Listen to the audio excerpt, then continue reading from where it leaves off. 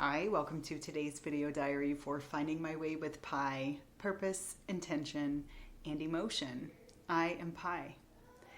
Today I want to talk through an emotional reaction that I had after being out with my daughter. So my daughter had invited me to, hey mom, let's go shopping. My daughter's 16. There's an outdoor mall near-ish our house, and we have a puppy who needs to get acclimated to being in public places so she can travel with us through airports over Christmas. So she's like, bring Cricket and we'll have a mother-daughter thing and it'll be fun. So I'm like, okay, that sounds awesome, and also touched my heart that my daughter asked that we could go do this together. And what's even more than that is that she's been working her first, she's nannied for years, but her first job where she's like a W-2 employee, and she paid for the clothes that she bought herself because our home is down to one income right now. I am not bringing in an income yet, and she needed to pay for hers, so she did. So all of this, I'm like, wow, this is making my heart feel great. Also coming off of yesterday where I felt like I was able to bring in a bunch of elements that encourage fulfillment in life, right? So I was feeling good from yesterday. My daughter and I were doing this thing today and had that to look forward to, and it was wonderful. We so enjoyed our time together, and the dog learned a lot, and it was great. And we're driving home, and I'm just quiet, and I realize I don't feel okay inside right now. What the heck? So first, the negative self-talk started for me, and it was, what is wrong with you? This is why I always say, what is wrong with you? Where does that even come from? I don't know where that phrase comes from in my life, but it's the one that I think to myself when I'm feeling a different way than I think I should be feeling in any given situation. The first thing I say to myself is, inside my head, what is wrong with you? And then I start making myself feel bad for how I feel. You should be feeling happy. You shouldn't be feeling like how you're feeling. You just had a great day yesterday, and then you got to do this with your daughter. Like, why are you feeling sad, maybe? I don't even know how to articulate the feeling that I was feeling. I was feeling like a failure. I was feeling inadequate. I was feeling sad that I couldn't be buying clothes for my daughter and like all of this stuff. And I was like feeling like a failure. And so this is not the first time I felt like this over the last 7 months since I left my corporate job. In fact, when my daughter got her first job and started earning money and paying for a lot of things on her own, I reacted to that in the same way. Oh my gosh, I feel like a failure. My daughter's earning more money than me right now. You know, all that. And what a ridiculous reaction. And yes, just to be clear, it does coexist with me feeling so insanely proud of her and supportive of her and loving. And I noticed that as long as I have those negative feelings inside of me, though, like this, like something that's going on in her life that I'm proud of her about, why should I have bad feelings about that? I don't get that. What is that? So this is the second time it came up. The first time was when she got her job, and this second time, this emotional reaction, very specific feeling, emotional reaction that my daughter succeeded and did something awesome and I'm proud of her, and oh, I feel like a failure. What?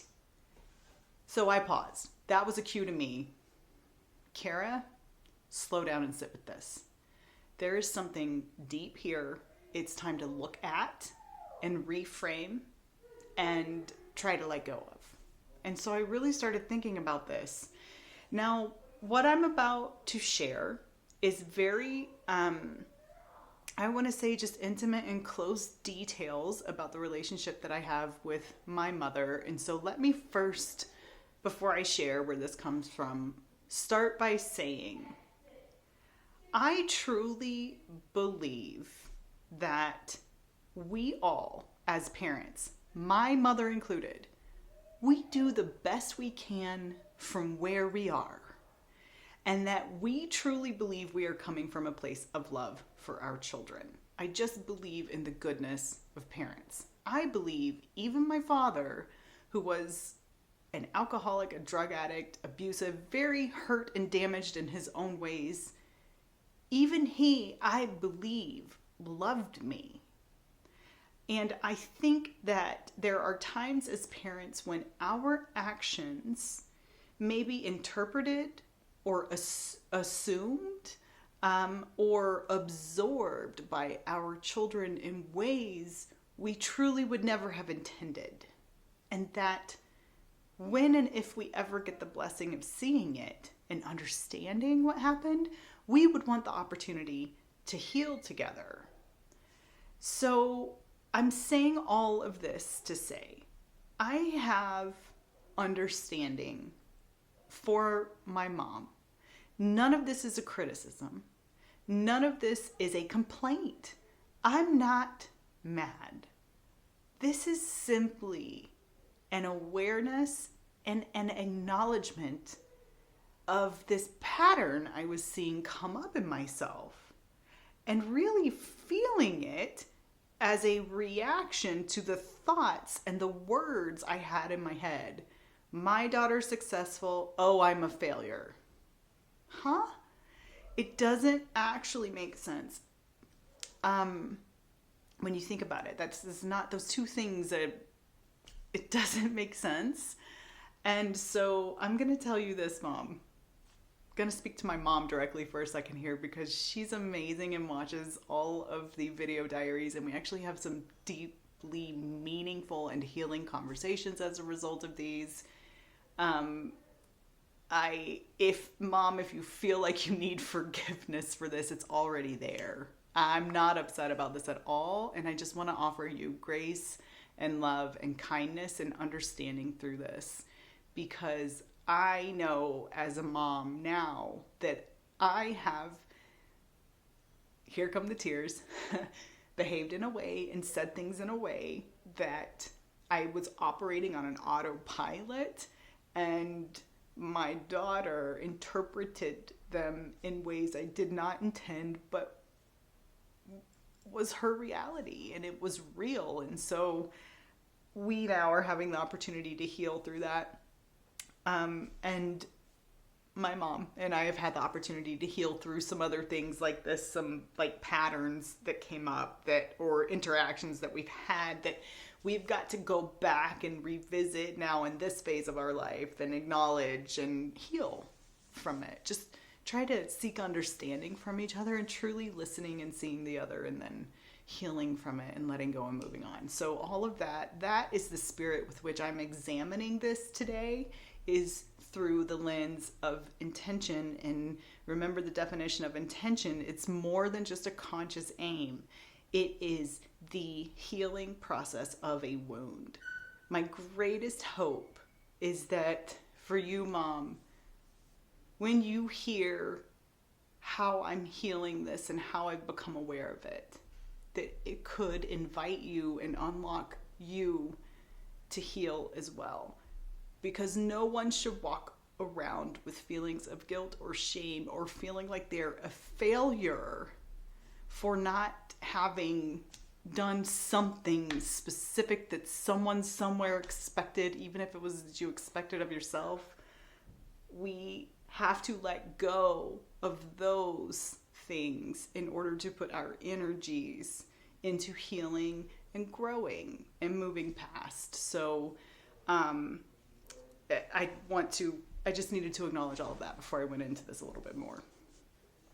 Let me also say that this thought process of my daughter is successful, she bought her own clothes, God, I feel like a failure, also then led me down this rabbit hole of worrying about the future, which is anxiety, and being like, am I going to be a failure with the whole being community that I'm creating with my friends? Am I going to be able to cut it? Am I going to be able to do this? Am I going to be able to do that? It led down this like fear rabbit hole, and that's what negative self-talk does to us. It opens up a black hole underneath your feet and you fall right in, and you continue falling because there's no bottom. There is literally no bottom when your mind is just ruminating over and over and over on the negative fears. So I noticed the cycle. I noticed what I was feeling, and I was able to be like, okay, this doesn't make sense. And it's the second time I've felt this way, so let me dig a little bit deeper and see where it comes from. Okay, I've set the stage. My mother has always been my greatest supporter, my greatest cheerleader. She was the one who told me when I wanted to move away from Florida and leave behind a state awarded full ride academic scholarship and move, it didn't make sense. The path was clear. It was paid for. I would lose my scholarship if I moved away. I'd have to figure out how to work and pay for my college and all of those things, and it didn't make any sense, but I felt this pull inside of me, and I just needed to go, and I knew that I needed to go. And when I talked to my mom, I was so worried about what she would say, because I was worried she'd be like, you shouldn't do it, and try her best to talk me out of it, because literally my future had, been laid out. Here's the path to success. This is the map. I'm like, that's not mine. That's not my journey. I need to go. Some friends are moving to Colorado and I need to go. And I don't know why, but I need to. And she said, she put her hands on my shoulders and looked me in the eye, and she said, you need to follow your heart and listen to your gut. It's the most important thing that can ever guide you in your life, is to listen to that inner voice. When it pulls you, you go. Otherwise, you'll always regret it. And I don't want you to live with regret. So I listened. And 2 weeks after moving to Colorado, I got a job through a temp agency. And I sat next to the man who's now my husband. And if you watch the daily video diaries, you've met hubby. We have been married for 22 years. We have 2 children.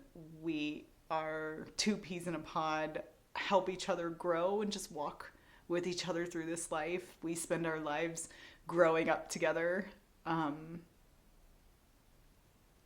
I don't know. Maybe that was why I moved here. Maybe not, but that pull in my heart, I've never regretted following it. Okay, so this is who my mother means, how much my mom means to me, and how much she's been an influence on my life. And so I'm saying all of this with, I guess a little bit of worry about, I don't know how she's going to react to how I'm going to say this, but I'm going to talk to her about it and send her this video before I post it as public. When I would get a promotion at work, when we bought our home, when as a corporate executive I got a Mercedes, when we were able to travel, when we were able to do all these things, my mom would say often enough that it was a pattern. It wasn't overbearing and it wasn't every single time, but it was often enough that I always felt like, I think she's thinking this even when she didn't say it, those times that she didn't say it, but she would say, I wish I could have done better so I could provide all of those things for y'all. Like, I'm the one who's supposed to be able to provide all of these things for you all. And there's this implication that she somehow failed. Like, she believes she failed. And I think I absorbed this. If I don't do things for my children, whatever I decide those things may be, that I'm a failure somehow. And that doesn't make logical sense. And actually looking at my mom's history and her parents and what her dad, my daughter, provided for the family, I can actually really easily see where this mindset or, thought pattern may have just been automatically absorbed without realizing it. Because I absorbed it. It wasn't overbearing, it was subtle, but it was there. And even still, even when she does so many things for her children, she'll still say that every once in a while when there's a thing that has to do with money, I think, or some type of wealth, or some type of extravagance, not the right word, but something that's a want, not necessarily a need. You know, like, I wish I could have done this for my children. That's supposed to be mine. I didn't do something right. I don't know. I want to let this go now, because what it does is, it holds me back from, like, it's this weird, it's like a ball and chain. It holds me back from fully feeling the joy of seeing my daughter soar, like, blossom and become. B, I want to let it go because it's not truth. I think there's a way to look back on your story and be the protagonist in your story and say and narrate for yourself why you're not a failure. And better yet, flip that on its head. Here's the path of my life. And these were the things that were meaningful. It's not about success or failure. It really is not. It's about following your gut. It's about listening to that passion that's inside of you. It's about loving people so much and having good relationships and taking care of yourself and your body. It's about the things that you're grateful for. And at the end of the day, that's not necessarily the money things. It's just not. So, and then the last reason that I'm ready to let this go is because I notice that it spins me into a spiral of anxiety and fear. And it's like one of the reasons why I think I do start to worry about, like, I don't know, like, people come up with all kinds of reasons to not pursue their dreams, right? Out of fear. I did, I guess, for a long time. And this is one of those things that's insidious, and it gets in my brain through negative self-talk, and then takes me down that black hole. So I want to let that go. I don't want that to stand in the way. When I am at the end of my life, I want to look back on my life and say, I lived. I didn't hold back. I didn't settle. I followed my heart. I embraced my demons. I lived. And I don't regret anything, and I didn't miss anything because I followed the pull in my heart. So I think that is, sorry for the background noise. I think Puppy must have just done something she wasn't supposed to do. My kids are learning how to train the puppy too, so it's cute. Anyways, all right. Where the negative self-talk comes from, it's not just that we have it or do it, because we all do. I've just realized that for this one particular, and maybe it's true if I think back on all of the ones that I have negative situations where I have negative self-talk, there's a root in it somewhere from my life and from relationships and from situations. And this happened to be the root of this one. And that's so interesting. So I'm going to spend some time journaling about this, write down what it was, the root of it, and flip it around to, like, what I want it to be instead, so that I can forward focus in a positive, healthy way and let it go, because I don't want to pass this pattern any further, and I would love to heal forward, but I'd also love to heal backwards. So I hope my mom can find peace here too and let it go. Life's too short for this. Whew. Thank you. Thank you for being with me on this journey. I am so glad that you're here, and I hope it helps you too. I will see you tomorrow.